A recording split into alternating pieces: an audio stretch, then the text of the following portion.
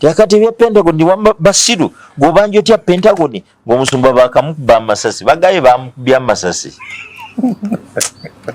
okujjakera naye musumba seya ebizusi yabyeretedde okuvaayo akyali mu kunyolwa omuntu yafidde mu motoka ye atajja kusanda yogera ku bya Pentagon.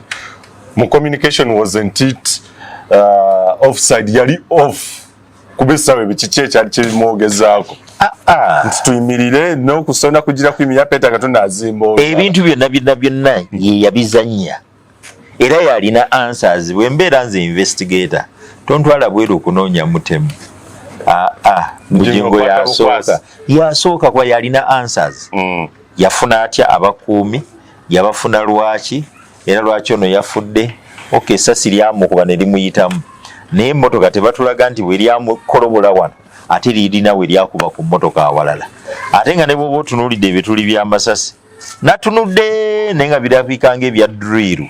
UgandaEyenkya tugende kundi zogamba Simiyoni Kayiwa nga zze ku Canaan ngali mumuhage nga mukwata ate ku biwundu kakati naye mukulu wange Kayiwa omumanyi ate nze mutegeera bulungi kati mukulu wange Kayiwa emulamusizza nnyo naye ekyo kyalina okukola ng'omukulu probably agenza akakasiza eddala ndi omusajja mulabbaye awulira naye kaŋŋende Kayiwa si musiru is very intelligent yes. Era ateekwa okuba nga yagenzeeyo linako lwe tulisisinkana alimbuulira naye nga kyemmanyi yagenze kakanaye akasajja kana akalabbayo oba tukakole tutya. UgandaEyenkya twakola ku masasi ga Bujjingo amafaking ne lwakubanga era ebyo bipanga ku kaguta kwa Amini tobikolayo. Amini was a nonsense man abatayagala Amini temumwagala naye oyo omusajja yayita entertaining and nonsense mu ddiini. UgandaEyenkya naku zino omusajja sente za Pentagon zimuvumya n'abantu ku kitutu nawe nze nabagambanga ti Bujjingo mmese eruma bwefuuyirira togenda kumanya nti ekulumye paka nga ekiwundu emaze okiteekawo. Kansubire nti abantu banakitegeera naye bwe nayogeranga ng'abantu bagamba naye mala alabika ye kiki buli musumba avaayo ate ekyewunyisa okimanyi. UgandaEyenkya Pastor Male kati weegatte ku Bujjingo wuyo avuddeyo paka you fools zisimala geegatta ku buli muntu nze am proactive kyendiko nkimanyi oli adduse wa Sserwadda kubanga baawukanyirwa mmotoka kuba ekyabaawula mmotoka omugoberezi yawe mmotoka Sserwadda agamba baagiwa church Bujjingo agamba baagiwa ye ko ye nti bwe kiba bwe kityo nze ngenze n'emmotoka era yagaana ogizaayo wa Sserwadda tosobola kwegatta n'omuntu ng'oyo kati omuntu amaze okufera afeze munne kati arandise ekiferero ekirala ayiiza bukodyo tioba olina ssente zikwata oziteeke mu ddoola kuba tugenda kuzimba Pentagon tuzimbire Mukama ennyumba okiraba ng'olaba nti actually bwezikuba ziteeka mu ddoola tosobola kukwata ssente zikka wansi wa dollars kuba ndoza forex bureau ezisinga tezisobola kuguza dola zikka wansi wa 2 kitegeeza in effect nti gyemitwalo nga 7 yoba olina okutoola minimum oweeyo mu kiferero kyo akufere kati gwe ng'amba nti oyo gwe eyeetaaga of course abagenda okusiigira langi mu ggwanga Uganda ali mu kibuga Kampala ali ebweru eggwanga naye nga business zo zikolera mu ggwanga Uganda osobola okwekwata banafu aba Ebenezer Painters basanga mu kibuga Kampala era basobola okubeera nga basiiga ekizimbe kyo langi okwetoolera eggwanga Uganda wonna ojja kubeera ng'owuliziganya n'omukulu Lule Joseph ku namba z'essimu ezo okubeera nga mukwatagana bulungi nnyo asiiga ekizimbe kyo langi egenda okusikiriza buli muntu ekuweesa ekitiibwa ekizimbe kikuweesa ekitiibwa olwa appearance saako n'okuwa look oba face ekizimbe kyekigenda okuteeka bizinensi yo ku mutindo ogw'ensi yonna beba Ebenezer Painters. Brand Pro Property Services Uganda Limited omukulu Ivan yantegeezezza nti mwabali e Dubai yes estate sales zolaba butereevu nnyo ziri available osobola okubeera nga naawe alinamu ku ssente bangu yagala lyeso genda maaso okukolera emirimu gyo eweeru w'eggwanga naye mu Dubai n'ensi endala nga UK, USA, saako ne India sofa osobola okubeera nga ofuna ennyumba yes saako n'ebintu ebigwa mu kkowe erya real estate mu ggwanga Uganda osobola ofuna ploti oba ettaka wonaakolera emirimu gyo business oba okulima oba okulunda n'ebirala byonna era ojja kubeera nga obeekwata Brand Property Services Uganda Limited na buli kimu ekyekuusa ku nsonga ez'ettaka ojja kubeera nga obeekwata weetaaga musaveya weetaaga ki buli kalonda yenna agwa mu kowe erya real estate ojja kubeera nga bekwata Brand Property Services Uganda Limited. Tubaniriza nnyo abali ku mukutu ogwa Uganda Eyenkya mwebale kutugoberera notuwa feedback oba response ku ebyo bye tubaweereza kitukakasa nti mubitegeera abalina ebibuuzo ne mubiteekako. Nze muzzukulu wa Gabunga Moses Wamala era ngenda kubeera ne Musumba Moses Solomon Male ku nsonga ezigenda maaso mu ggwanga Uganda.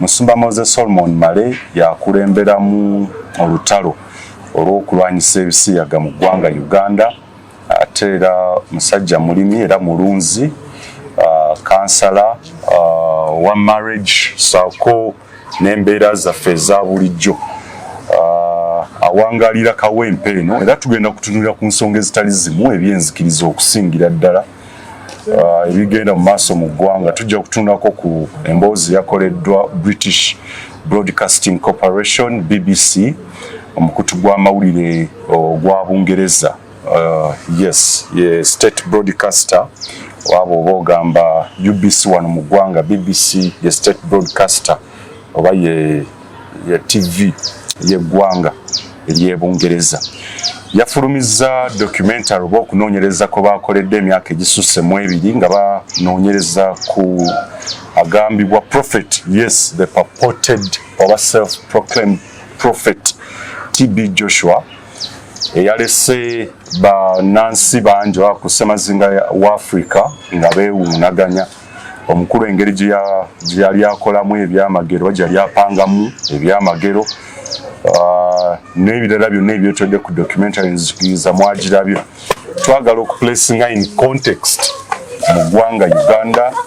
Do we have more TB Joshuas and what will happen after their demise? Biki ebinaddirira n'ebirala bingi ebinaagwa mu kkowe eryenzikiriza tujja kubeera nga tubyogerako. So tubaaniriza osobola okubeera nga okwatagana ne Musumba Moses Solomon Male gw'ayagala okulunda n'okulima gw'alunda ayagala okwenyigira mu kulunda enkoko ojja kubeera nga okwatagana ku namba z'essimu. Buli interview no bw'ogiraba enamba zezibaako Pastor Moses Solomon Male alina hatchery wano wennyini wetuli e Kawempe so gw'ayagala okukwaluliza enkoko ojja kubeera nga okwatagana ku namba z'essimu ezo ne bw'oba olina enkoko nga watandika dde okulunda emmere y'enkoko eri quality oba ey'omutindo ogwo nnyini ogutuukiridde ogutuukaganye n'omutindo agirina. So kampani zonna bbiri azirina okwaluza saako n'okulunda enkoko advisory support asobola okubeera nga agikuwa okuwabula n'okukuyigiriza. Ekirala alina akatabo oba ekitabo kyawandikidde decades 2 ekikwatagana ku kusomesa okuyigiriza okubuulira ku muze ogw'okulya ebisiyaga. Ekitabo kino akiwandiise nga abazadde abasomesa abayizi n'eggwanga lyonna tekisosola mulina okubeera nga mukyekwata. You need to equip yourself with first-hand information in regards to homosexuality, the deceptions, the truth n'ebirala byonna ojja kubeera nga obisanga mu kitabo kino. Era omwaka guno abaana ababeeta kopi okusinga ddala amasomero agagenda okutandika mukyetaaga n'abazadde buli omu akyetaaga. So osobola okubeera nga eri okwatagana naye ku namba anything you need oba counseling kya bufumbo kya bulamu obwa bulijjo. Musumba by the way kyenna realizing abavubuka ennaku zino bangi omwaka gwakatandika naye suicide zifuuse suicide. So gwe yeetaaga owulira obulamu obukooyi osobola okukwatagana Musumba Moses Solomon Male asobola okubeera nga akubudaabuda okulaba nga obulamu bwo tobujjaawo. N'ekyo ekyo sijja kwerabiriza an economist omusajja yasomesebwa Professor Dumba Center era bwe tubeera ku show zino it's rare nga tayogedde ku economy. Musumba tuyanzutu omukisa guno soko namuze kubatwala ku Uganda Eyenkya sebo tugende mu maaso. Kansoke namusegwe. Sebo. Mukama yebazi. Amina sebo. Simanyi batwali tukozeyo show mwaka guno. Eno CS twakolayo ku Bujjingo. Eno yakubiri. Yes. Yakubiri ya. Twakolayo ku masasi ga Bujjingo. Ama faking. Nero akubanga. Era ebyo bipanga ku kaguta. Kwa Amini tubikolayo. Amini was a nonsense man. Abatayagala Amini temumwagala. Naye oyo omusajja yayita entertaining and nonsense mu ddiini. Ojjukira baali bazimba omuzikiti gw'oluli Kampala. Yes. Baali bamuyita Kemisi Saafi. Yali Kano. Kemisi Saafi. Ng'agenda teyetaba mu kubulankanya sente z'okuzimba omuzikiti. Yamukwata ne bamudemotinga to a private. Ate nga yali Kano. Bamudemotinga to a private. Ne bamureprimandinga. Naye ate awo Amini bwe bamugirako nga tanaba kutekinga more measures. Yes. Naye yali abakalubiza nga abajimbye. Kubanga omuzikiti gwali guliko sente nnyingi nnyo ne bazirya. Ne Kano we yamureprimandingiramu. Ya Amini. Amini John Obiriebo bwe yalimba nti azuukiza abafu. Amini nti namusinikira bakamanda bebe baali basse. John Obiriebo yalalawo. Yaga nti kati bino ngenda bipanga nti angadduka ngava mu Uganda. Amini nti bano balabika bakesi bafere. Ng'awera eddiini zonna okuggyako Obukristaayo, Obukatuliki, Obuyisiraamu ne Orthodox ze zaasigalawo. Bayaga temujja kubba bantu bange mubalima mukola ki. So Amini was a nonsense leader. Naku zino omusajja sente za Pentagon zimuvumya n'abantu ku kitutu nawe nze nabagambanga ti Bujjingo mmese eruma bwefuuyirira togenda kumanya nti ekulumye paka nga ekiwundu emaze okiteekawo. Kansubire nti abantu banakitegeera naye bwe nayogeranga ng'abantu bagamba naye mala alabika ye kiki buli musumba avaayo ate ekyewunyisa okimanyi tiwe yatandika Pastor Male bankubira Pastor Male kati wegatte ku Bujjingo wuyo avuddeyo paka you fools zisimala gegatta ku buli muntu. Nze am proactive kyendiko nkimanyi oli adduse wa Sserwadda kubanga baawukanyirwa mmotoka. Kuba ekyabaawula mmotoka omugoberezi yawe mmotoka Sserwadda agamba baagiwa church Bujjingo agamba baagiwa ye ko ye nti bwekiba bwe kityo nze ngenze n'emmotoka era yagaano gizaayo wa Sserwadda tosobola kwegatta n'omuntu ng'oyo. Kati omuntu amaze okufera afeze munne kati arandise ekiferero ekirala ayiiza bukodyo ti oba olina sente zikwato ziteeke mu ddoola kuba tugenda kuzimba Pentagon tuzimbire Mukama ennyumba okiraba ng'olaba nti actually bwe kuba ziteeka mu ddoola tosobola kukwata sente zikka wansi wa dollars kwandoza forex bureau ezisinga tesobola kuguza dollars zikka wansi wa 2. Kitegeeza in effect nti gye emitwalo nga 7 mu 6 yoba olina okutoola minimum oweeyo mu kiferero kyo akufere. Kati gwe ng'amba nti oyo anyway abatulaba ku mukutu Uganda Eyenkya Mukama yeebazibwe. Kansubire nti mukola kansubire nti gradually mujja kgenda nga muzuukuka mutegeere nti bano abagamba nti bannabbi basumba baki balina amaanyi bakola ebyamagero actually they are just taking advantage of your ignorance. Obutamanya bwammwe kwe bayimirira okuexploiting ebizibu byammwe n'ebyetaago byammwe. Bw'oba mulwadde wa siriimu obutamanya bwo kwe bajja okusinziira okubba. Oyagala mulimu bajja kusinziira ku butamanya bwo. Oyagala bufumbo bajja kusinziira ku butamanya bwo. Oyagala sente bajja kusinziira ku butamanya bwo. Kyova olaba Yesu yagamba the most powerful statement he made. Era buli kiseera njiyimirirako ti bwe mulimanya amazima n'amazima gali bafuula bedeme. That is John 8:32. Yes. 31 and 32. Era kibola wali osinza omuntu n'agamba nti I wish I had known. Singa nali manyi singa namanya sandikoze kino nenga kiri too late. Oba singa namanya nandikoze kino nenga kiri too late. Obudde bugenze. So kati ngezaako nnyo okubaggula amaaso musobole okubeera ne objectivity. Mulabe ebintu mu butuufu bwabyo. Muleme kwejjusa nti singa nakola ki singa namanya. Kwebigenda mu maaso mu masinzizo kati munzikiriza kati bifaananako ebyaliwo mu dark ages nga bannaddiini bafuuse babbi bafuuse bafere jukira at that point religion ne state byali bifusing. Yes.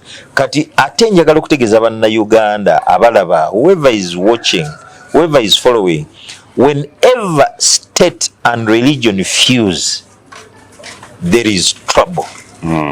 Whenever state and religion fuse, there is trouble. Emirembe tegibawo buba buzibu bwere. Ojjukira kabaka Ahab nga ye kabaka kyokka bannaddiini abakulemberwa bannabbi bonna nga bamuwagira ekyaddirira si kwe kuyingiza Isirayiri mu lutalo ate lwe baali batajja kuwangula era mwe yazikiririra. Njagala otunulire kye tukiyita crusades ze kwe kulwanagana between Christians and Muslims, between Catholics and this. Ebyo byonna byajjawo because at some point in history religion and state byali bifusing. When the Roman Catholic Church fused up with the state of Rome, trouble. Kubanga Papa akozesa political powers, akozesa patronage ya state, n'akola ebikolobero ne babba abantu kwe kubeetamya eddiini mu Europe. Era kyovulamba nti mu Europe faith abantu abakyagenda mu masinzizo ndoza balinga just 2%. 98% tobabuulira bya Katonda. Abantu abagenda mu masinzizo ndoza balinga 2%. Ate n'abo 2% abagendayo mwe muli abasiyazi abafuula church empuku yaabwe, mwe muli abagenda okunywerayo omwenge. Muto wange yali Sweden, yali Denmark, yagamba nti yali so enthusiastic avudde kuno, he's a Christian, n'agenda aka tugende mu church tusabe. Bwe bagenda yabuulira for about 15 minutes n'abaga, friends, can we go for a break? Bwe bagenda mu break, ow'omusokoto gw'enjaga najjayo, owa sigala najjayo, ow'omwenge najjayo, abasajja abeekiisinga ne beekiisinga n'abakazi. N'abuuza, tuli mu church tuli luddawa? Yali first time yo kwatendinga church, yali last time yo kujatendinga. Naga nti these people are just making money. Tinatuuka eri bano basiyazi, bano baki. Kati nze atakola mizeejo ate nze ngenzo basangayo, ate abatagikola bo kati abakozi b'ebikolobero kati be bali mu masinzizo, abatabikola beetamwa. Musumbo describing otya abantu abakyaflocking amakanisa mu ggwanga Uganda despite your efforts mwaka ku mwaka tukola show okuba opening a mindset, bazibula obwongo, bazibula amaaso. How would you describe these people? Because we'll tuka ku prophet Kayanja, kanisa zikubako, Kanani zikubako, buli wamu makanisa gajjuza. Omwandiisi omu yawandiika nti eddiini y'enjaga y'abaweddemu essuubi. Religion is the opium of the desperate, the hopeless. Kakati state bwewa religion patronage, ne balaba ne bannamagye bagendayo, ne balaba bannabyabufuzi bagendayo. Kati abantu bano bali ordinary baga nti general yagenzeeyo, minister yagenzeeyo, kitegeeza nange kankole ki kaŋŋendeyo. Naye ne batamanya nti bannabyabufuzi bannamagye bagendayo kukunga abantu bafune support. Tebagendayo ndi bagenze for solutions to their real life problems. Singa Museveni baali basabira musabire, singa byakola takyabikola. Nyo olw'okubanga ye agendayo ng'amanyi nti agenda kukozesa bano bamukwatira abantu b'obwongo, agendayo. Eddwaliro amalwaliro gatulemye okukolako, tukole ki? Tugende bali tuwongere obbagumya, bamatize abantu nti obulwadde mizimu, obulwadde dogo. Simanyi kiraba. Obwavu tulemeddwe okukola ku economy, abantu beeyongedde obwavu, business ziri mu kusasika. Tukoze tutya? Akati bw'ofuna akumatiriza abantu nti obwavu muzimu, tugoba omuzimu gw'obwavu, tugoba omuzimu gw'obwavu. Ne president naye najja nga bagoba omuzimu gw'obwavu, ne minister najja yowange nange kankole ki kaŋŋende. So ignorance bw'ogattako despair, abantu bano bakontinuinga okuflockinga. Era kyova olaba one of my primary objectives kati and goals kwe kulaba nti abantu mbabikkula amaaso, bategeera amazima gabafuule ab'eddembe. So awakening the conscience of the masses si kintu kyangu. Si kintu ki? Si kyangu. Bwe navaayo ku Bujjingo baŋŋamba tinaye era male bwe navaayo ku bisega bya Kayanja era male bwe navaayo kakandi nze mpalana kanisa okiraba jukira at one point naliko breakfast naliko lunch naliko supper eya mukulu wange Serwadda ng'ali ne Bujjingo oba omulala ye Mukibi omwana w'omwami kakati nga babeera ku Impact FM yaabwe nga banvumirira sirina kanisa bwe buntawaanya buli lunaku nga tebasobola kumalako batandika show yaabwe nze nsooka middle nze bamaliriza nze omusajja oyo balete mumuwuliriza musajja mutavuwa musajja yitaaga kebera mutwe kakati today wano nga bakyali wamu abo baali bakyali wamu Serwadda I think mbadde so persistent mbadde so consistent nemba nti with time proves nti siberangako mutawufu wa mutwe sirabangako wansaalwa sibangako mulimba actually bwe wabaawo ndowooza nabbi mu ggwanga eyali abaddewo andowooza ayinza kuba Moses Solomon Male si mulala kubanga ebintu byenzize njogera with time birabise nga byeraga abantu baga Male yayogera sadly omanyi lwaki akapapula ngono bwino tekakyankolako interview lumu bankolako interview ne baattributing nga byenjogedde to Pastor Serwadda Dr. Serwadda they interviewed me ne baattributing nga byenjogedde kuba byali birungi to Dr. Serwadda bwe nakasoma bwe nembaga nti why did you attribute what I said to Dr. Serwadda ekitegeeza mwe mujja kunzijamu evidence kugamba mujja kunzijamu byamagezi then mu biwa abantu abatasobola kwogera nti yabyogedde okuva olwo tebaddanga mukunkolako interview. I'm principled. Kwa tukimanyi ono bwi wa Pastor Bujjingo. And it was deliberate. Okiraba baagala bawo omuntu omulala credit then nze banfeebye simanyi kitegeke kufuna akati similarly BBC abantu bakkiririza nnyo mu BBC nze I would trust Uganda Eyenkya okusinga BBC mbuuza lwaki omulimu gwekola si matendo. BBC interviewed me omusajja bamuyita Scott Mills, yajja era bw'ogogolinga YouTube n'olaba bagita the worst place to be gay olaba nga nina akazungu ako kazungu kajja ne kansimba ebibuuzo lwaki saagala bisiyaga lwaki nvumirire ne mugamba nti ebisiyaga bireetedde abantu bangi nnyo okwonooneka obulamu bwabwe ne bibalwaza abalala ne bafa naye mbagamba nti ebisiyaga teri yali ezaaliddwa nga musiyazi ebisiyaga muze era bannyo bwe baguyingiddemu either bakabasanyiziddwa oba si kyo babasuubiza ssente oba si kyo circumstances zibakutte ne babiyingiramu ne batuuka ku point eyagala obbivaamu nga kiri too late kati gwe n'olowooza nti yazaalibwa musiyazi naye teri yazaalibwa nga musiyazi.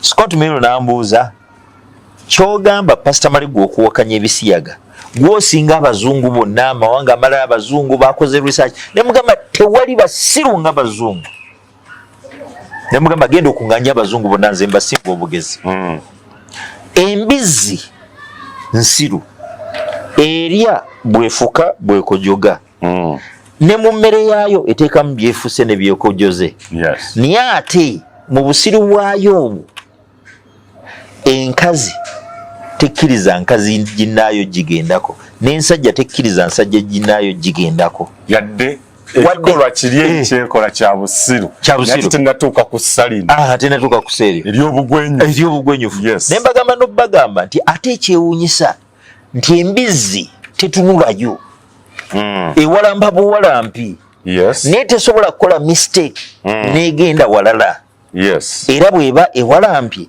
egenda wali awagitonderwa ogenda naye omuntu olina n'opportunity ogamba nti kansooke mbala okutunula wendaga simanyi okiraba kubanga bakulagawo nti wano wendaga naawe n'okeberawo nti wendaga n'ogamba nti ate wano saagalawo ate nzira mabega simanyi okiraba embizi ebeetusinze ne mugamba nti embizi bwe ziba zisinga abazungu obugezi nze sisobola kubeera musiru ng'abazungu n'aŋŋamba Scott Mills. Nambuza kyogamba tokkiriza nti omuntu asobola okuzaalibwa nga musiyazi.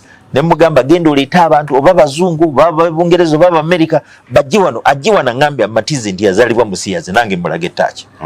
Tangamba oyagala omulaba kunze njaga. Nze nzuno wano. Wasi mulabako. Nangamba here I am. Ne mugamba ndi Scott.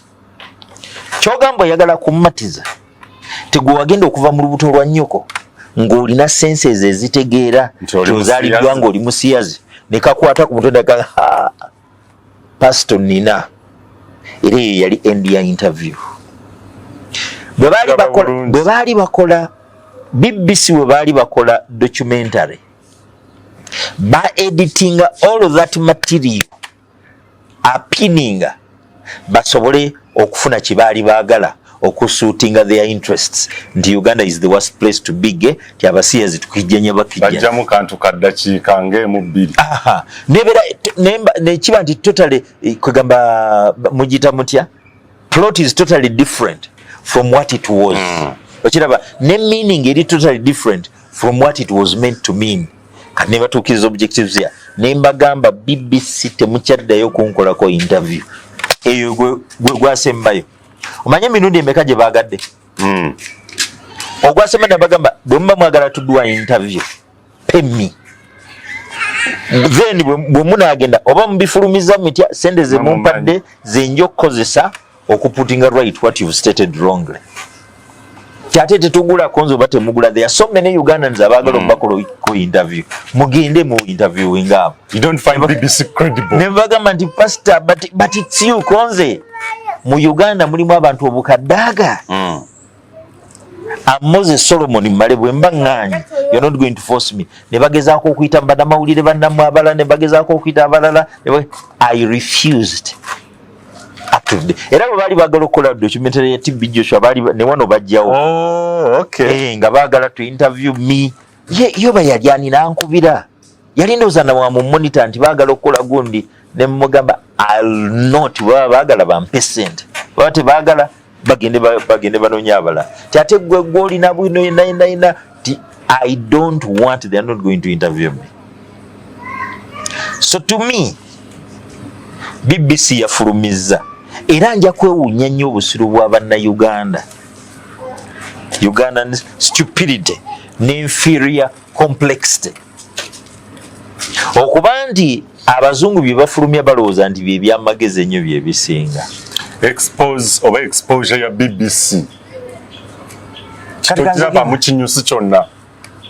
I've already said nti TB Joshua Mufere.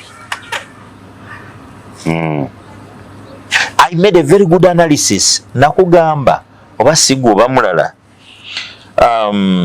Eyali president wa Zambia Chiluba. Yali nfaafe wa TB Joshua. TB Joshua n'alagula Chiluba nti asobola okukyusa ssemateeka ne yeeyongera ebisanja. Chiluba n'adda Zambia n'atandika okutogerera constitution n'atandika gikwateko togikwatako gikwateko ko bali nti togeza n'ogikwatako mukuono bagumukunkumudde mu kibya pa bagimulemesezza. Ekyaddirira yali Chiluba kuyingira komera. Yes. Naye ng'ate TB Joshua yali amulagudde nti ajja kusakisidinga ogikwatako agikyuse yeeyongera ekisanja. Kati eyo Obufere bw'ati omusangawo. Bakiraba actually yali akoze kye tuyita speculation.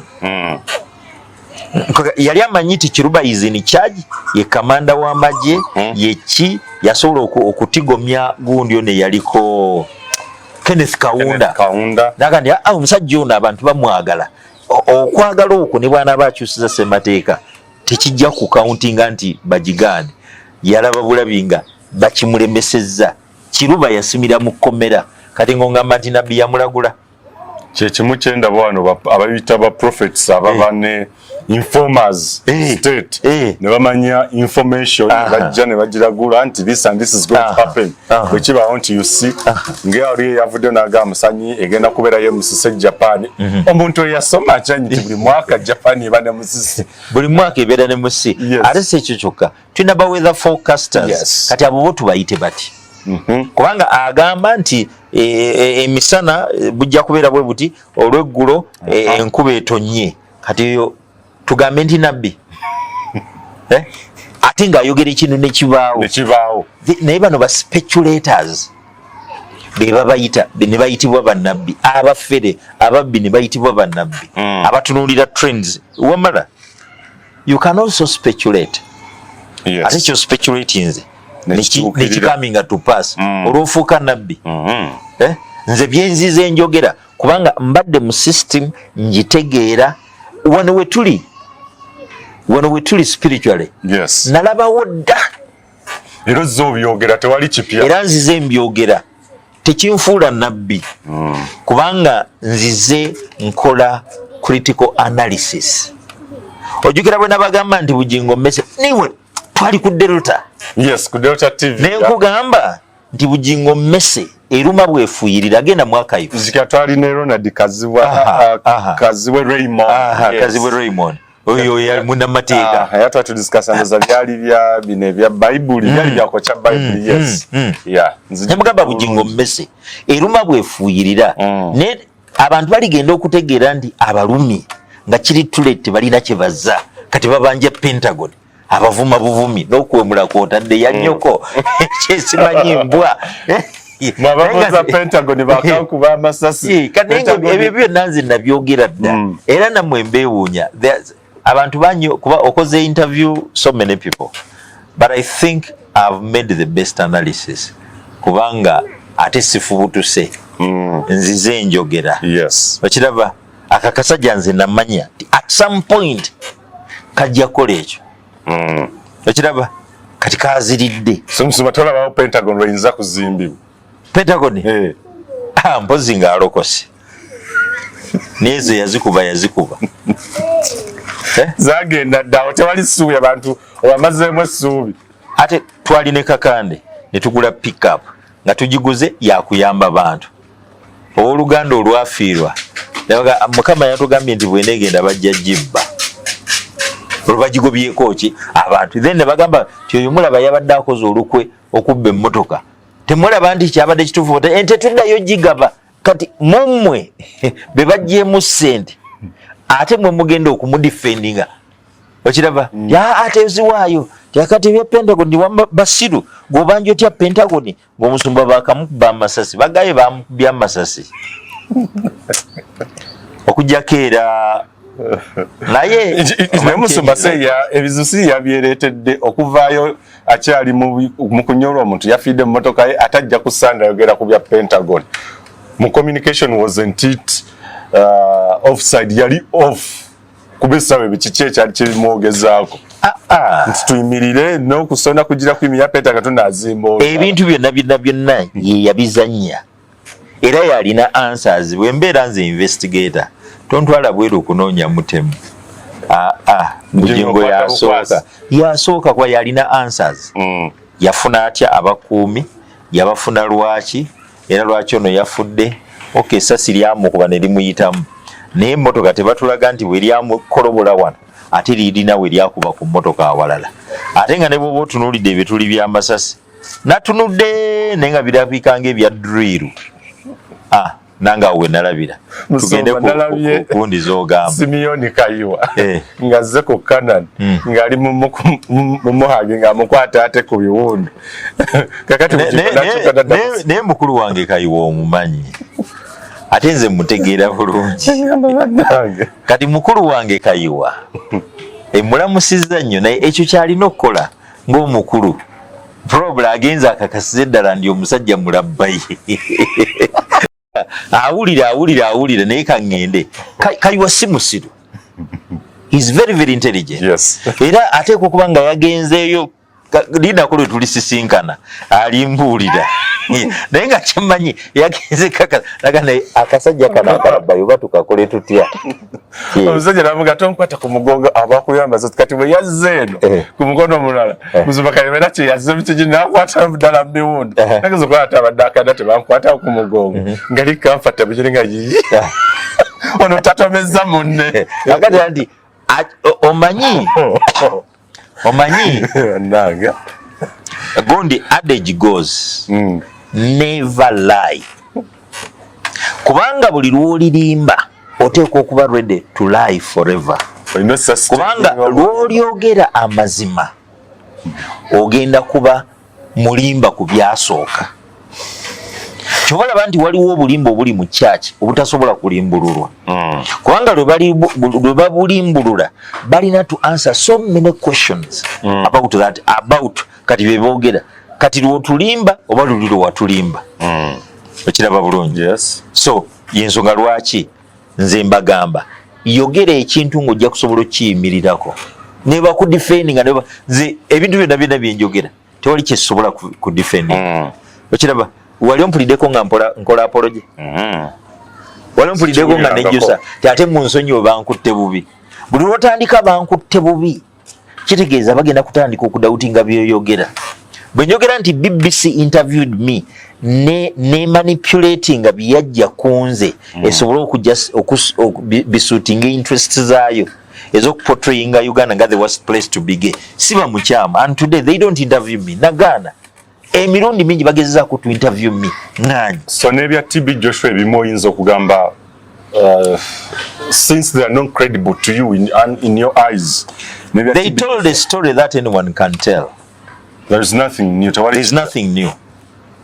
Kyenewuunya be baddugavu.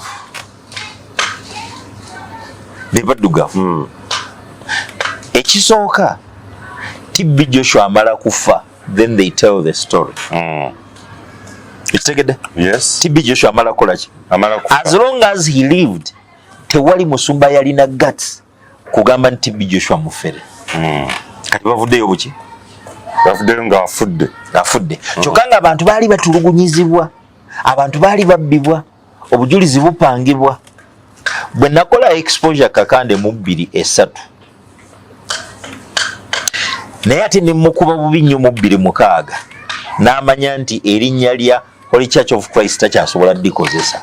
Mazoddi asanguza kwegende wa TB Joshua n'afuka part of his ministry n'akomawo nga Holy Church of Christ ekyusizza erinnya egenze under TB Joshua efuse synagogue, Church of All Nations, Uganda. Olukakanda ayingidde wani wa TB Joshua, yes. Obukodi wa TB Joshua abuleeta wano. Yali alina obubwe kati ayongerako. Olina amwongera obulala. Kati osobola n'okugula abantu ne bafuuka abasezi. Osobola okugula abantu ne bafuuka ababbi. Naku zino alakaita ne mu bibala nakasuku kakade byonna nakola kano bonna ne mugwa oba nakuwa omupiira gwe n'ogusamba n'ogwa oba kagaba ebyo byonna nga bw'abikola. TB Joshua yamukwatako. TB Joshua mufere munne era wano bwe ngamba ndi kakande mufere I mean it kuba nalina emyaka egi nga nina mbabbiriwo gwoyogerako wali obiraba obimanyi ali mubbi kyovolaba naye alina state patronage era nesimanyi oba bannaddiini batuula ne ba envisaginga olunaku bwe lulikya nga Museveni takyali mu ntebe. Simanyi oba batuula bannaddiini mwe abalaba sheeno, simanyi oba mutuula ne mu envisaginga ne mu foreseeing a day when omuntu abadde abawa patronage emundu muzaagala n'azibawa. SF mujagala n'agibawa. Yes. Mwagala police ne babagamba babaterewo police posts buli omwe uwe. Mwagala lead cars ne bazibawa.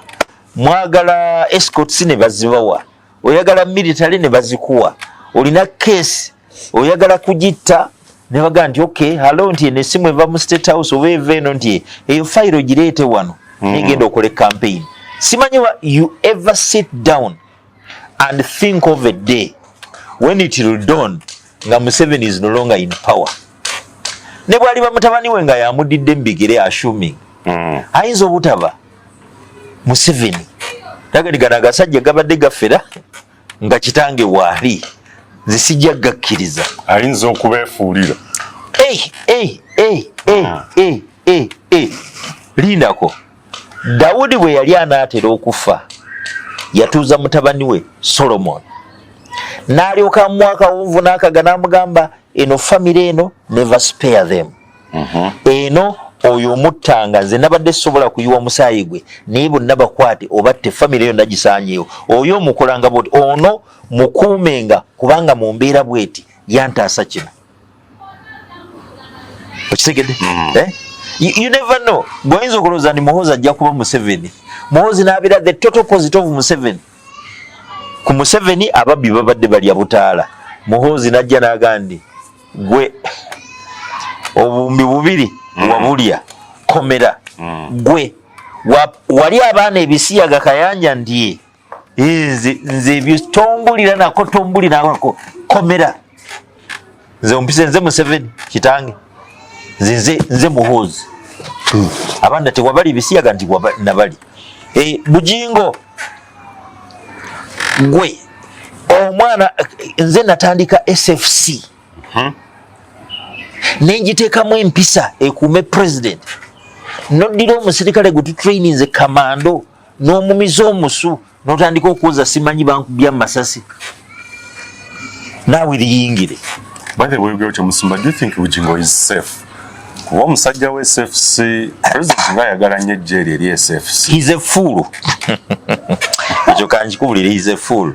You see, muyinza okulaba abantu bano nti kati ayinza okubeera onaga nti Bujjingo awaana taata avumirira Bobi Wine. Simanyi okiraba nalowooza nti ati Muhoozi project Muhoozi najja akwata obuyinza n'agamba nti Bujjingo wawagiranga kitange naye nga oyagala kukubika bikolobero byo liyingire nga tagenda batika ku firing squad ninga they are going to face the law and pay for their crimes. Kayanja alidde ebisiyaga pe kakando bya abantu abalala ne batuka n'okufa nobawa abalwadde basirimu bolimba nti bosabidde ne bawona naawe liyingire.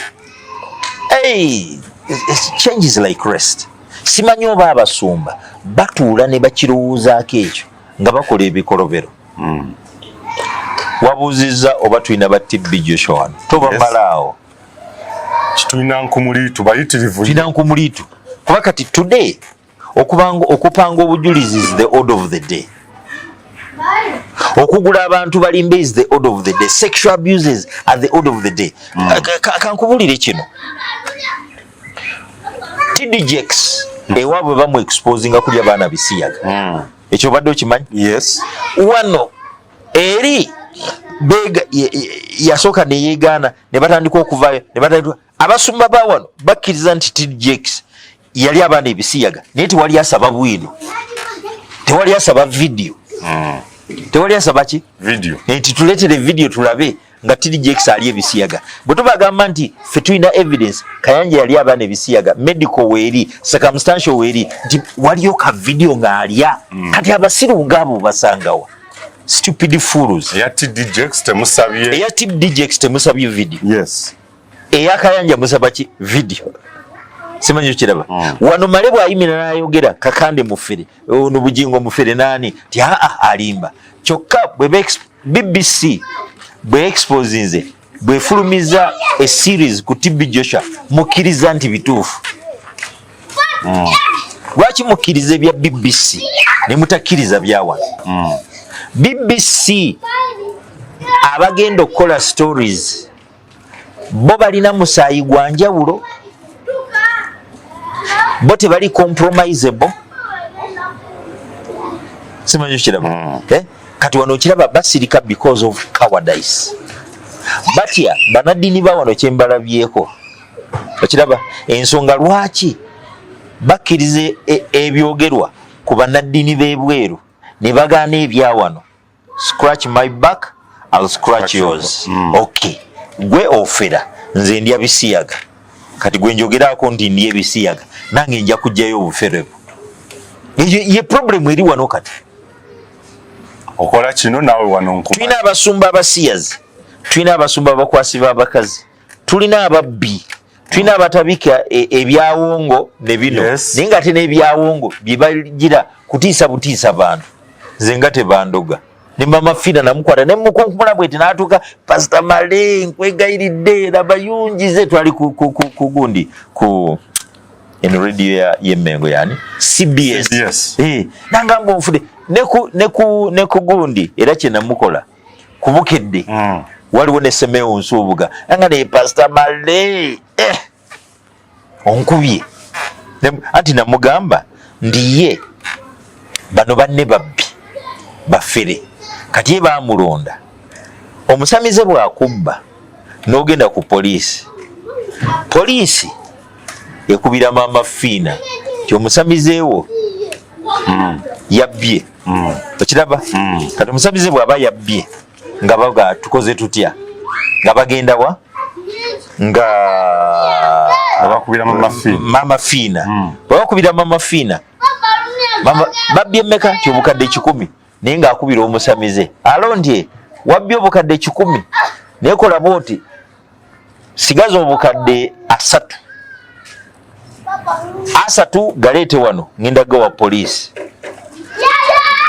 3 ga kibiina 2 ga kibiina kyaffe ezo meka 5 2 ngenda gaddiza guwabbye kyo kati mama Fina ngaddira ono gwe babbyeko anti bamumusindikidde soko okwateyo $5 agenda nazo ngadda ng'amwongerayo 10 naye no mwana wange omusajja oyo olowooza nga muwanvu nga munene lwaki tomwesonyiwa nze mbadde ngamba kankweyo zino $5 ogenda okola ebibyo omuveeko bakubbyeko $10,000 mama Fina akuddizaayo 2 golooza mama Fina akoze nnyo so naye azisuuzizza bali and that is the world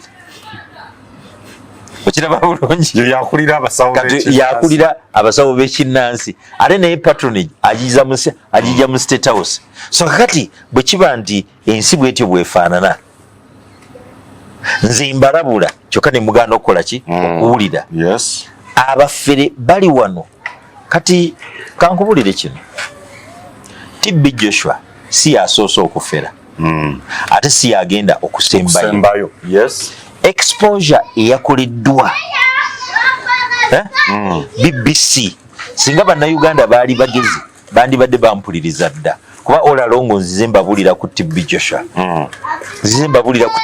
nga bwali omufere ne mbagamba wano musajja we yekakandi so wano tulina already TB Joshua Synagogue Church of All Nations ate noono munnammwe yali munnamawulire ali ku lw'entebe ye bayitayo batya yogundi Makabai goita Makamubbi abo nabona babbi katete balina branches be bazadde bayitirivu nenga diru eri wano yakupanga bujulizi diru eri wano kukozesa bakazi Ronnie Makabai bonna babbi bonna abo ba TB Joshua niba abasumba bawano n'abantu bawano bagala okukkiriza bya TB Joshua kyokka tebagala kukkiriza bya Makabi tebagala kukkiriza bya Kakandi kati abantu ng'abo n'obagamba ki abagobereza abagendayo bagamba tuviire ku musumba waffe tuviire ku nabbi waffe ffe tugendayo ne tufuna ebyamagero tuwonyezebwa ne TB Joshua bwe batyo bamudefendinganga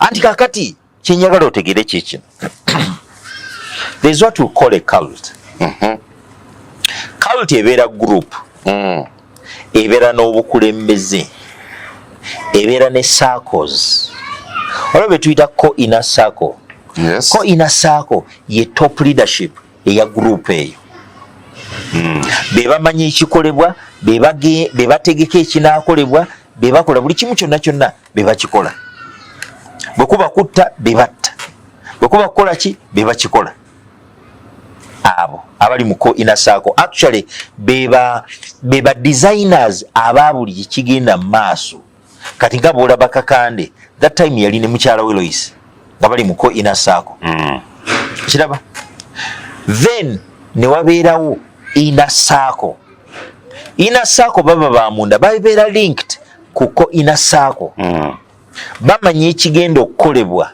naye tebamanyi why baba gamba genda okuli kino mission yeno ne bagenda ne bakikola they are not supposed to question ni ebikolebwa babimanyi naye tebamanyi why ekigendererwa tebakitegeera very good akati eyo group ne tugivaako then tugenda ku kituyita middle circle eringa boolaba public relations department oba marketing department middle circle ebeera ya public relations bw'ovaayo n'oyogera ekintu kyonna ku musajja ono oba omukazi ono ali mu leadership bano be bavaayo kwambalira be bawa obujulizi nti nze yankolera kino naye nga babeera ku payroll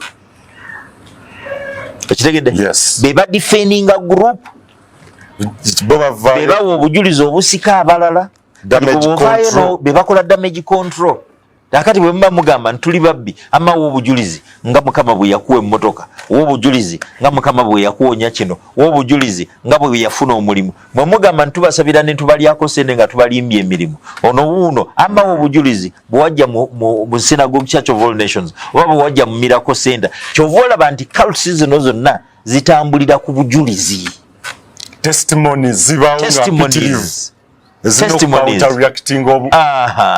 amazima gemwogera kati gwevaayo nti omusajja yankwata omusajja nze yansabira omusajja yanyiga ne ku bbeere nansabira omuzimu gwali gundimu nze nga teyankwata simanyi okiraba ate kyetuyita security groups oba organizations tezisobola ku investigating cults tezisobola kukwata ba perpetrators basobola busobozi kukola postmortem naye for how long shall we continue postmorteming kyokka nga abantu battibwa abantu babbibwa abaana balibwa ebisiyaga bakazi bakabasanya abalala babatta n'ebirala kati ffe bwe tuvaayo ne twogera people don't want to listen kubanga abakozi b'ebikolobero ebyo ne wano weebali so they would rather silence actually banaddini ba wano baprefaringa nnyo okulaba nga abakoseddwa wano tebavaayo kwogera kuba kibe kitaddewo precedent nti osobola okwogera n'obeera mulamu bwe navaayo mu 2003 okwogera ku Rochelle Mugibula bye yali ayogerako bye baali bamukoze wano abasumba manyi kyaddirira bannamawulire baali batya okuwandiika ku bannaddiini ne bambuuza tetuufe nti temujja kufa waliwo eyali wamu nti bamuyitangani so bambi yafa naye yali mulwadde teyafa kubanga yafulumya story kayiwa baali bamuyita erinnya ndyerabidde naye yaliwo engulu eyo erinnya ndyerabidde naye bagamba ate ali bwati nembaga kati era story yange gye nawandiika kubanga baali bagitya opuliriza New Vision bampa page yali Sunday Vision owa 18th May 2003 ne bampa full page story ngegamba desecration of my kingdom nendyoka mbandika kakande n'obufere bwe ne the entire cult eya John Obiri Yeboah engeri gye nagiyingiramu gye nagimanyamu ebyali bikolebwa nenjogera ku ngeri mukulu wange Kayuwa ne balabye kubo n'abalala ne Makumbi balwanira obusika era Makumbi n'atuuka n'okwebaka ku mulambo ogwa John Obiri Yeboah nti aguggyeko amaanyi aba ne batuuka okugabana ebintu bye ne bamusalako n'enjala n'enviiri babikozese nga points of contact nti ebyamaanyi ge yalina ate nga naye yali aferera wano oba oyagala noonya mukulu wange Franka Lutaya kuba ye yali interpreter we era yagamba talabanga mufere nga John Obiri Yeboah nga n'abakazi yali tabasosola naye alya bito so kakati nze bwe mbabuulira ebintu challenges hard talk tebajagala the bitter facts tebazagala bitter truth tebajagala akiraba so to me BBC teina kyamaanyi kiyakoze kubanga yakoze just a postmortem story kuba singe badde incredible nyandi kikoze lwali TB Joshua tasobola kuvaayo bawawaabira tasobola kuvaayo kolaki bawawaabira kubanga what we need si kulinda muntu kufa tumu exposing we need to do the exposure now ngaze bwembagambye kakana and you don't want to believe bwenabagamba ku Bujjingo nti omusajja mmese bwenabagamba Kayanja nti ebisiya gagula but yomanyi kyabaddewo ku Fridays are maker checking out date Friday wedde zabadde 26. Yes. Si Friday ne wedde 26. Eya 19. Eya 19. Ndoza Friday kubanga Friday 16 sabadde na show. Ni Friday nga 19. Yes. Nva ku Moon TV. Nyingira Kampala. Okiraba nali nina omukozi gwenjagala. Akati nenga nina mulinda wali ku Workers House kugondi ku Uganda House. Kati mantambula bwendi nensanga mukwano gwange mulindwa. Mulindwa aliwa? No, si mukwano gwe mulindwa. Waliwo customer wange. Customer wange oyo tuludde ebbanga. Nga tukolagana jja wano ne tumwaluliza. Kati ansanga ngamba pastor nti njagala kuleeta majiga sekoko. Nagamba atakabuzi mugaluza ne mugamba ambata kabuzi tetusobola galuza. Sekoko go galula. Nangamba njagala galeeta. Njagaleeta ku weekend konze kale. Kakati angamba tuba tuwogera. Ngendo kulaba mukodomi wa Kayanja ye Ted Sempebwa ajja. Ne munne nali awo ku mulyango oguyingira mu Katende Sempebwa ne Kampala Advocates kuba twali tuyimiride. Nga ono bwananda ba ayinza okudduka kwa yeroya wa Kayanja ate njagala mubuuza bawandikira batya police nti tu investigating nti twakola ki nti twagula abaana bali menti Kayanja yabali bisiyaga simanyo kiraba. Yes. Era police demwetu etujide nenga ati be bajiwandika kulono eno case jimbadde mwali go wa notify. Yes, ku CPS one. Ati Katende Sempebwa and Company Advocates be bawandikira police ne bagigamba nti lwaki te investigating claims eza Kayanja case ya client wabwe Kayanja jagamba nti yawawabira Pastor Jackson Senyunga, Pastor Bujjingo, Pastor Male, Pastor Sempa, Pastor Chaze and others. Tikud forums ezenjawulo, bifo ebyenjawulo, before congregations ne crusades. Tugambye abantu ne ku TV ne ku radio tugambye abantu Pastor Kayanja ali ebisiyaga nze kyennumiriza nti abikola. Abaana yabalya ne state yekoze kiye mutaasizza. Kakati jukira nagamba nagenda nenkola statement. Yes. Kakati jukira nakola bwe malizo kola statement nayogera Katende Sempebwa bwe bawandise Ted Sempebwa. Kakati nenjogera ku baluwa jinawandikira Kayanja emuluma nti ali ebisiyaga era abaana yabalya ne mugamba asabe najiwandika through Katende Sempebwa and Company Advocates ojukire baluwe. Kakati Ted ajja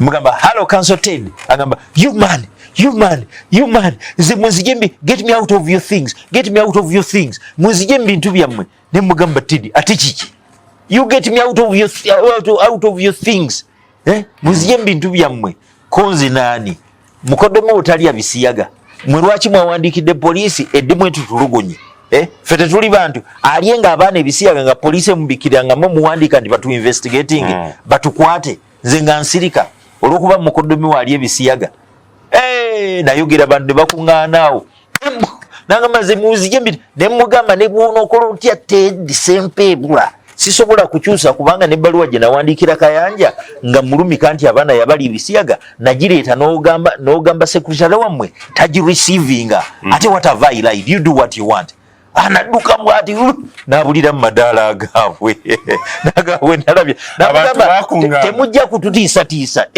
mama kubanga balooya ffe tuleme kwogera ku bali babisiyaga ate nga bali abaana ebisiyaga ekyo they'll only say nze okusirika kwange ku bisiyaga ku rot mu church nga nfudde but as long as I live I'll stand ne bwe ndibanga nsigadde nzekka ngenda kuyimirira nesinza kuddawo okusirika nga basumba bakola ebikolobero tulinde BBC nga bafudde ababikola ekyo actually tuba tusudde kye tuyita our corporate responsibility. Yes. Akiraba? Yes. Mu kitabo kya Engero essula ya 3 onyolo 8 n'olw'omwenda lugamba wamala mali gwairi yeyita munadi yimirira golokoka yogerera abatalina ddoboozi, lwanirira abatulugunyizibwa, lwanirira abaliibwa ebisiyaga ate bamala okulibwa ate ne basibibwa, lwanirira ababbibwa abaferebwa ayo mala okuferebwa bwe boogera ate ne babakwata. Taasa abantu bange, they are so desperate and gullible. Tolinda abafere bamale kufa kati okay TB Joshua ali exposed. Kiza kitya abantu kibaza mu mbeera mwe baali, kigenda kubataasa, kigenda kununula bintu. Singa twakola stories abantu ne bazikkiriza long before ng'akyali mulamu, bameka be twanditaasizza bandi badde bayitirivu. Kyovola banze ndi proactive. Sijja kulinda Kayanja kufa ndyoke njogere nti wange I've handled these cases ng'abaana bali ebisiyaga era alekeraawo n'okugamba nti as long as I live nja balwanirira era n'okunenya gavumenti nti etukoze bubi nnyo. Kwa buli munnaddiini akola ebikolobero kababeere bamasheeki balina patronage ya state, abasumba balina patronage ya state. Gavumenti ki ekuuma bannaddiini abakozi b'ebikolobero? Naye ate nenziramu neŋŋamba nti eno ebaagala olw'ensonga mu ddwaliro temuli ddagala. Yes. Equipments ezandiyambye okutereeza obulamu bw'abantu teziriiyo. Abasumba abafere bamasheeki bagamba baliko amajinni, baliko ebiteega, baliko lubaale, baliko emmandwa, baliko ebifini, baliko biki babaloga. Kati awo broken down healthcare system eba etaasiddwa. Togenda kunenya Museveni mu ddwaliro butaba ddagala, anti abandi badde bagamba nti eriddagala libayamba olwile bakkiriza dda nti babaloga. Simanyi okiraba Musumba nga tumaliza, would you see abantu waking up anytime soon okusurvivinga ba TB Joshua betulina mu Africa wa mu nsi yonna? It may not be easy olwa politics ne level ya despair y'abantu. Yes. As long as malwaliro temuli bikozesebwa, where do you expect people to go? As long as people are totally desperate, baavu, emirimu tewali, what do you expect them to do? Ate ng'eri asobola okutaasa gavumenti n'alimba abantu nti obwavu muzimu, tugoba omuzimu gw'obwavu, tugoba omuzimu gw'obwavu, naye ng'alimba agenda bafera. Simanyi okiraba? Tewali mirimu. Tugoba omuzimu bakukolimira kyova tofuna mirimu, buli bogezaako okufuna bakuluga. Era wamala nemmala nkwata obuyinza, I believe in sorting spiritual problem y'eggwanga n'ensi. Kwa ekisooka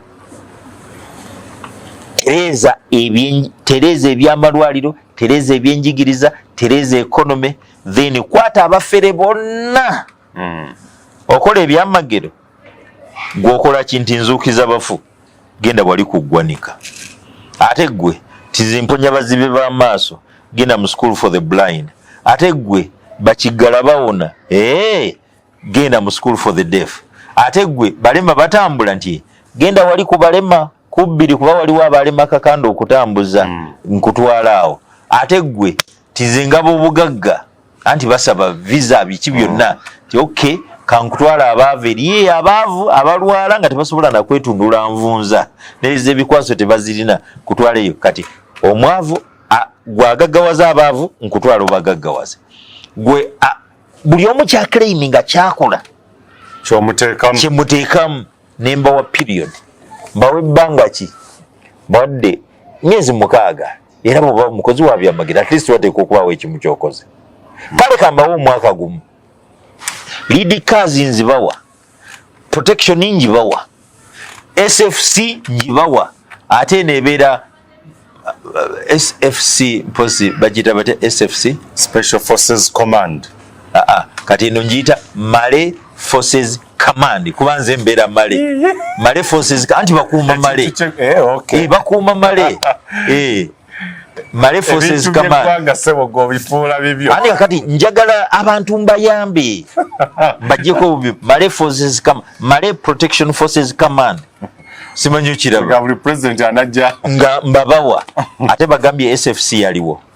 Yali was PGB, even PGB kwobote tetwalina PGB twalina godi twalina bagiyitanga Special Forces bajitanga special forces then Kwamini twalina state research doza yaliwo beba protecting ne bakuma bakulembeze kanayi wendekawo male forces command mbera mu kyamu kati MFC kati ngamba mbawe motoka lidika ngira bolaba bwe baziba wadde nemba wa time limit mwaka gumu then nemba tekaka abagenda okumpa reports ez'ebyamagero bye bakoze nebwe gugwako time negwako wamala nga tewazuukiza mufu tewagaggawaza baavu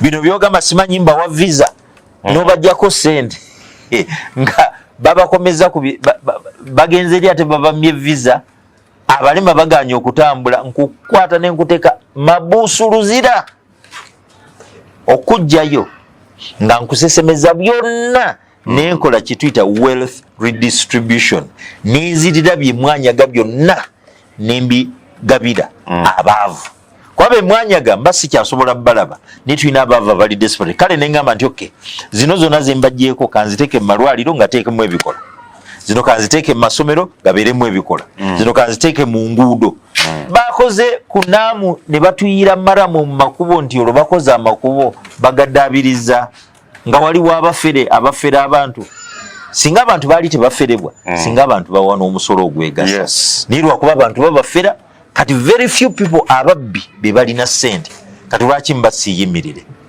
era bannayuganda whoever is watching whoever is on this forum nandikusabye omuntu kimutwalira oba mwezi mulamba oba mwaka okunoonyayo ssente nazikuŋŋaanya nekitwalira omufere just 2 hours oba 1 day okuzima obbako zonna muzukuke mubeere ne sense bantu tebalina byamagero byebakola singa baali babikola singa tetukyalina musumba ayambala galubindi singa baali babikola singa tebakyakanda bantu sente oganya okuzireta ne bayiya obukodyo bayiyiza passover ne bayiya crossover ne bayiya walkover ne bayiya buli kiseera bajja nankola ne bayiya operation get out of poverty GOP get out of poverty ne baleeta bye biwembe buli kakodyo konna bakaleese and you still believe so TB Joshuazi BBC yakoze expose naye tumite ilina kye yakoze. There is nothing. Kati nze mbadde nkimanyi nga njogera naye ekibuuzo kye mbalekera. Yes. Why do you believe BBC and don't believe UBC? Why do you believe BBC and you don't believe Ayogedde? Why do you believe BBC and you don't believe any TV? Yes. Why do you believe BBC and you don't believe NBS? Why do you believe BBC and you don't believe emikutu gino egy'enjawulo egitali gy'abafere kuba abafere balina kye tuyita positive publicity ku TV zaabwe ku radios zaabwe ku biki abantu abali mu inner circle ababaweera obujulizi nti babakoledde kino na kino then the masses ababeera mu outer circle basigale nga bakyali trapped in there. Yes. Kubanga abantu abasinga mu cults babeera mu outer circle bajja buzi ne balaba bwe bawulira obujulizi n'ekyambagire kikyo kijja nti ono awadde okimanyi nti omuntu ayingira church n'awulira obujulizi naga nti oyo bw'aba yawonye nange nja kuwona n'alinda abaggwamu essuubi ne baleetayo obujulizi obulala. Simanyi okiraba bwe twakola exposure ku basezi bakakanda abataaliyo yalekerawo okugenda kuno ng'agula abantu bakuno bafeekinga obujulizi natandika okuleeta bannakenya bwe nagamba nti bannakenya abaleeta kati aleeta bazambia simanyi bamalawiyani gyamanyi nti maleeta alina busobozi bukolaki bugendayo tetujja kusuka kakati abasomba gyotatuuka gyesisobola anti sirina busobozi ate nammwe temusobola kumteekamu ssente tiŋŋende kola investigation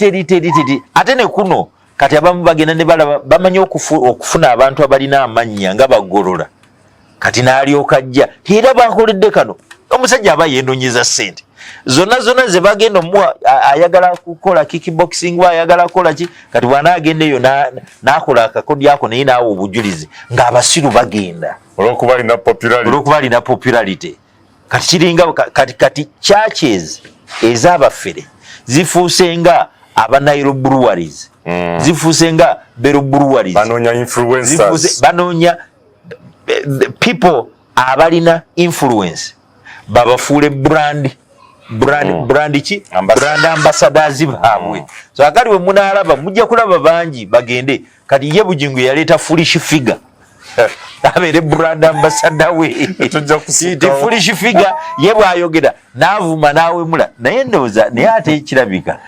foolish figure ndowooza bwe yakwakatagana ne Bujjingo kati ate okuwemula kwa Bujjingo nako ne kweyongeramu kuba foolish figure yawemulanga nga tiryamukuba ku mukono simanyi okiraba kati bw'olabanga omusajja afunye foolish figure nga ye mwogezi we kati gwe wise person ng'era osigala eyo lwaki oba topaakinga bibyo n'ogenda kakati okuja ate no foolish figure sebo yasooka kwogerera kakandi yes mbajinzikya show gye mwaliko ku Delta naddukako namukuba olukuba naddukako kati ne bategeka endala bano abasimanyi bano aba NBS waliwo kano asispaaka Uncut kakati bamutegeka ankube ebibuuzo bwe nali nyadukula ne bajjako show simanyi okiraba ne bitabeera live kasita bambuulira nti baabikoze ne bakati bankubira amasimu pastor ate obadde otandise okwanukula omukazi yakubye ebibuuzo butandise okwanukula ne bakujja